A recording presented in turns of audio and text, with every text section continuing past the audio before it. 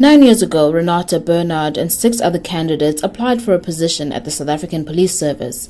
The panel that interviewed her recommended Barnard for the position, but Divisional Commissioner Johannes Rassegatla decided not to fill the position because it would not have promoted racial representation. A year later, Barnard reapplied for the position.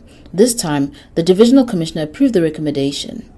Jackie Silibi, the National Police Commissioner, declined the recommendation on the grounds that it would not have promoted racial representation. After applying for the third time, the position was withdrawn.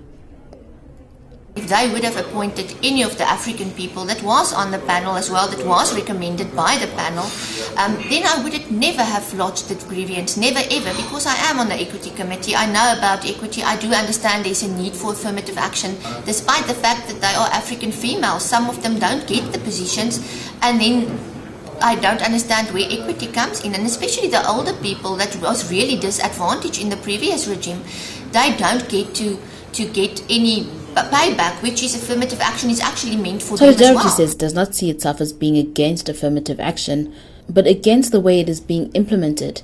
It laments the rigorous use of statistics and calculations used by the state to enforce racial representativeness without taking the needs of communities being served into account. Now on Thursday, 20th of March, it's tomorrow, the South Africa's Constitutional Court will for the first time hear an affirmative action case in terms of the Employment Equity Act. This case is one of the most critical constitutional court cases in South Africa. Intrinsic to this case is the essence of equality, which is the core value of the Constitution of South Africa. This case will therefore define one of the fundamental concepts of the South African democracy. There is clearly no legal certainty about the meaning of equality in an affirmative action context. This is evident from the course the Renate Barnard case has followed through the South African courts.